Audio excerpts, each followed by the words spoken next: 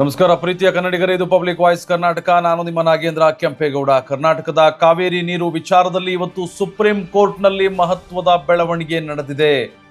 ಕರ್ನಾಟಕ ತಮಿಳುನಾಡಿಗೆ ಕಾವೇರಿ ನೀರು ಬಿಡಬೇಕು ಅಂದ್ರೆ ಎಷ್ಟು ಬಿಡಬೇಕು, ಕರ್ನಾಟಕದ ಪರಿಸ್ಥಿತಿ ಏನು, ಮತ್ತು ಇವತ್ತು ಸುಪ್ರೀಂ ಕೋರ್ಟ್ ಏನು ಹೇಳ್ತು ಈ ಒಂದು ಕಾವೇರಿ ನೀರು ವಿಚಾರಕ್ಕೆ ಸಂಬಂಧಪಟ್ಟಂತೆ, ಈ ಎಲ್ಲವನ್ನು ಕೂಡ ನೇರವಾಗಿ ಸರಳವಾಗಿ ನಾವು ಮಾತನಾಡೋಣ. ಯಾರೆಲ್ಲ ಹೊಸದಾಗಿ ನಮ್ಮ ಚಾನಲ್ ಅನ್ನ ನೋಡ್ತಾ ಇದ್ದೀರಾ, ದಯವಿಟ್ಟು ಸಬ್ಸ್ಕ್ರೈಬ್ ಮಾಡ್ಕೊಂಡು ನೋಡಿ. ಪ್ರತಿಯೊಂದು ನ್ಯೂಸ್ ಅಪ್ಡೇಟ್ ಕೂಡ ನಿಮಗೆ ಸಿಗುತ್ತೆ.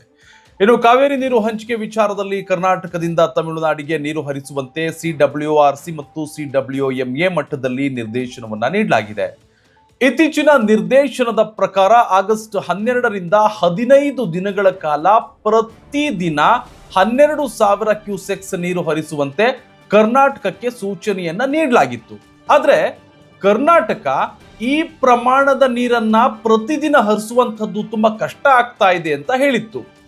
ರಾಜ್ಯದ ಜಲಾಶಯಗಳ ಪರಿಸ್ಥಿತಿ, ರೈತರ ಅಗತ್ಯ ಮತ್ತು ರಾಜ್ಯದ ನೀರಿನ ಅವಶ್ಯಕತೆಗಳನ್ನ ಗಮನಿಸಬೇಕು ಅನ್ನೋದು ಕರ್ನಾಟಕದ ನಿಲುವು.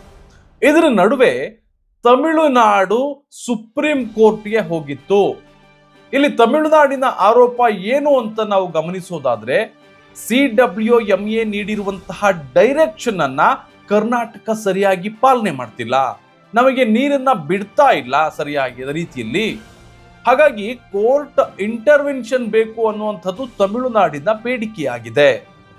ಇನ್ನು ಇವತ್ತು ಸುಪ್ರೀಂ ಕೋರ್ಟ್ ಈ ಒಂದು ವಿಚಾರಕ್ಕೆ ಸಂಬಂಧಪಟ್ಟಂತೆ ಏನು ಹೇಳ್ತು ಅನ್ನುವಂಥದ್ದು ಪ್ರೆಸೆಂಟ್ ಅಪ್ಡೇಟ್ ಆಗಿದೆ. ಇದೇ ಇವತ್ತು ಇಂಪಾರ್ಟೆನ್ಸ್ ನ್ಯೂಸ್.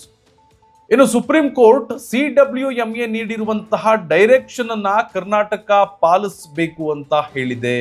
ಅಂದ್ರೆ CWMA ನೀರು ಹರಿಸುವಂತೆ ನೀಡಿರುವ ನಿರ್ದೇಶನವನ್ನ ಪಾಲನೆ ಮಾಡಬೇಕು. ಆದ್ರೆ ಇಲ್ಲಿ ಒಂದು ಮುಖ್ಯ ಕ್ಲಾರಿಫಿಕೇಶನ್ ಕೂಡ ಇದೆ. ಕೋರ್ಟ್ ತಕ್ಷಣ ಯಾವುದೇ ಹೊಸ ಕಠಿಣ ಒಂದು ಆಕ್ಷನ್ ಅನ್ನ ತೆಗೆದುಕೊಂಡಿಲ್ಲ. ಬದಲಿಗೆ ಮುಂದಿನ ಅವಧಿಯಲ್ಲಿ ನಿಜವಾಗಿ ಎಷ್ಟು ನೀರು ಹರಿಯುತ್ತದೆ, CWMA ಡೈರೆಕ್ಷನ್ ಎಷ್ಟು ಪಾಲನೆಯಾಗಿದೆ ಮತ್ತು ನೀರಿನ ಪರಿಸ್ಥಿತಿ ಹೇಗಿದೆ, ಇಲ್ಲಿ ಬಿಡಬಹುದಾ, ಇವರು ಬಿಡೋದಕ್ಕಾಗಲ್ವಾ, ಇದೆಲ್ಲದರ ಒಂದು ಸ್ಟೇಟಸ್ ಅನ್ನ ನೋಡೋದಕ್ಕೆ ಈಗಾಗಲೇ ಕೋರ್ಟ್ ಮುಂದಾಗಿದೆ. ಮತ್ತು ಇನ್ನು ಈ ವಿಚಾರಕ್ಕೆ ಸಂಬಂಧಪಟ್ಟಂತೆ ಕರ್ನಾಟಕದ ವಾದ ಏನು ಅಂತ ನಾವು ಗಮನಿಸೋದಾದ್ರೆ, 12,000 ಕ್ಯೂಸೆಕ್ಸ್ ನೀರೇನು ಬಿಡಬೇಕು ಅಂತ ಈಗ ಸೂಚನೆ ನೀಡಲಾಗಿದೆ ತಮಿಳುನಾಡಿಗೆ. ಇದ್ರ ಫ್ಲೋ ನಿರಂತರವಾಗಿ ಮೇಂಟೈನ್ ಮಾಡುವುದು ತುಂಬಾ ಕಷ್ಟ ಅಂತ ವಾದಿಸಲಾಗಿದೆ. ಅಂದ್ರೆ ರಾಜ್ಯದ ನೀರಿನ ಪರಿಸ್ಥಿತಿ ಮತ್ತು ನಮ್ಮ ಅಗತ್ಯಗಳನ್ನ ಗಮನಿಸಬೇಕು ಅನ್ನುವಂಥದ್ದು ಕರ್ನಾಟಕದ ನಿಲುವು. ನೀರು ಹೆಚ್ಚಿದ್ರೆ ಬಿಡೋದಕ್ಕೆ ನಮಗೇನು ಸಮಸ್ಯೆ ಇಲ್ಲ, ಆದ್ರೆ ಇಲ್ಲಿ ನಮಗೆ, ನಮ್ಮ ರೈತರಿಗೆ, ದನಕರುಗಳಿಗೆ ಅಗತ್ಯಕ್ಕೆ ಬೇಕಾದಂತಹ ನೀರು ಅಷ್ಟೇ ಇರೋದು, ಹೆಚ್ಚಿನ ನೀರು ಇಲ್ಲ. ನಾವೇ ನೀರಿಗೆ ತುಂಬಾ ಪರಿತಪಿಸಬೇಕಾದ ಪರಿಸ್ಥಿತಿ ಇದೆ, ಮಳೆನೂ ಕೂಡ ಇಲ್ಲ ಅನ್ನುವಂಥದ್ದು ಕರ್ನಾಟಕದ ವಾದ. ಇನ್ನು ಕರ್ನಾಟಕದ ಪರವಾಗಿ ಕೋರ್ಟ್ನಲ್ಲಿ ಆರಂಭದಲ್ಲಿ ಫ್ಲೋ ಕಡಿಮೆ ಇದ್ರೂ ನಂತರ ಬಿಲಿಗುಂಡ್ಲು ಕಡೆಗೆ ಫ್ಲೋ 12,000 ಕ್ಯೂಸೆಕ್ಸ್ ದಾಟಿದೆ ಎಂದು ತಿಳಿಸಲಾಗಿದೆ. ಹಾಗಾಗಿ ಇದು ಕೇವಲ ನೀರು ಬಿಟ್ರು ಅಥವಾ ನೀರು ಬಿಡಲಿಲ್ಲ ಅನ್ನುವಂತಹ ಒಂದೇ ಪ್ರಶ್ನೆ ಇಲ್ಲ.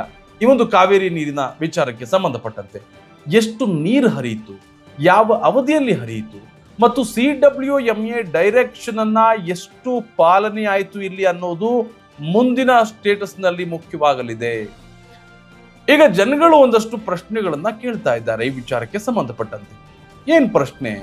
CWMA 12,000 ಕ್ಯೂಸೆಕ್ಸ್ ರಿಲೀಸ್ಗೆ ಡೈರೆಕ್ಷನ್ ಅನ್ನ ನೀಡಿದೆ, ಸುಪ್ರೀಂ ಕೋರ್ಟ್ ಇದನ್ನ ಪಾಲಿಸಬೇಕು ಅಂತ ಹೇಳಿದೆ.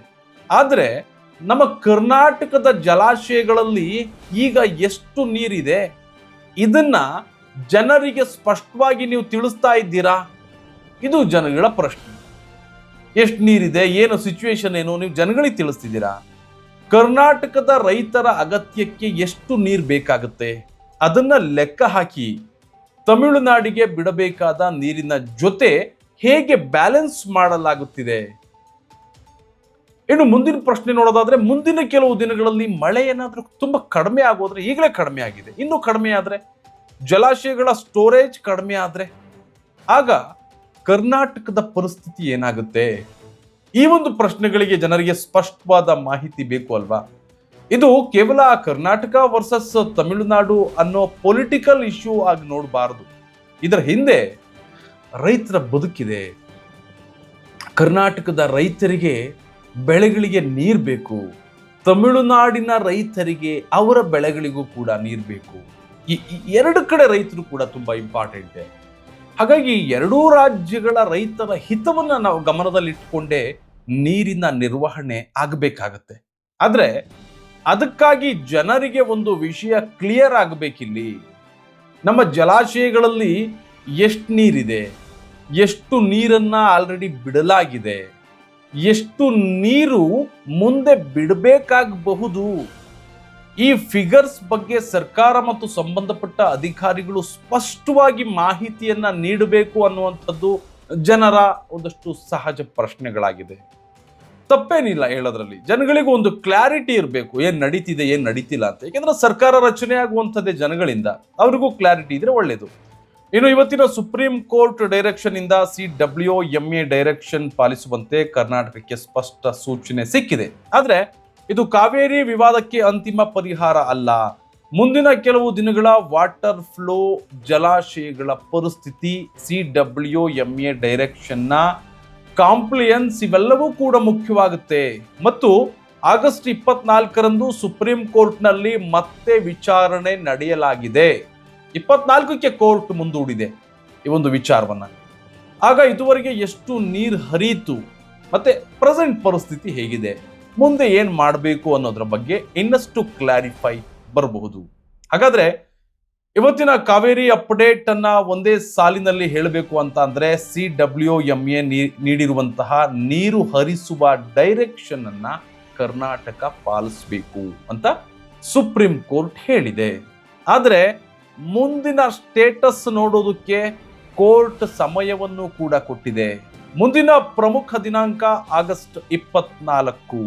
ಈಗ ನಮ್ಮ ಪ್ರಶ್ನೆ ಒಂದೇ, ಕರ್ನಾಟಕದ ರೈತರ ನೀರಿನ ಅಗತ್ಯ, ರಾಜ್ಯದ ಕುಡಿಯುವ ನೀರಿನ ಅಗತ್ಯ ಮತ್ತು ಕೋರ್ಟ್ CWMA ಡೈರೆಕ್ಷನ್, ಈ ಮೂರನ್ನೂ ಕೂಡ ಹೇಗೆ ಬ್ಯಾಲೆನ್ಸ್ ಮಾಡಬೇಕು? ಇನ್ನು ಈ ವಿಷಯಕ್ಕೆ ಸಂಬಂಧಪಟ್ಟಂತೆ ನಿಮ್ಮ ಅಭಿಪ್ರಾಯಗಳನ್ನ ದಯವಿಟ್ಟು ಕಮೆಂಟ್ನಲ್ಲಿ ತಿಳಿಸಿ. ನಾವು ಯಾರ ಪರವೂ ಕೂಡ ಇಲ್ಲ, ಯಾರ ವಿರೋಧವೂ ಕೂಡ ಇಲ್ಲ. ರೈತರು ಅಂದ್ರೆ ರೈತರು, ಪ್ರತಿಯೊಬ್ಬರೂ ಕೂಡ ಇಂಪಾರ್ಟೆಂಟ್. ಯಾಕೆಂದ್ರೆ ಎಲ್ಲರದ್ದು ಕೂಡ ಒಂದು ಅಮೂಲ್ಯ ಜೀವನವೇ. ಹಾಗಾಗಿ ಜನರಿಗೆ ಏನು ತಿಳಿಯಬೇಕು ಅನ್ನೋದನ್ನ ಹೇಳೋದು ಮತ್ತು ಅಗತ್ಯವಿದ್ದಾಗ ಜನರ ಪರವಾಗಿ ಸರಿಯಾದ ಪ್ರಶ್ನೆಯನ್ನ ಕೇಳುವಂತ, ಇವಿಷ್ಟು ಇವತ್ತಿನ ಪ್ರಮುಖ ಸುದ್ದಿ. ಇನ್ನೊಂದು ಮುಖ್ಯ ವಿಷಯದೊಂದಿಗೆ ನಾನು ನಿಮಗೆ ಸಿಗ್ತೀನಿ. ಧನ್ಯವಾದ.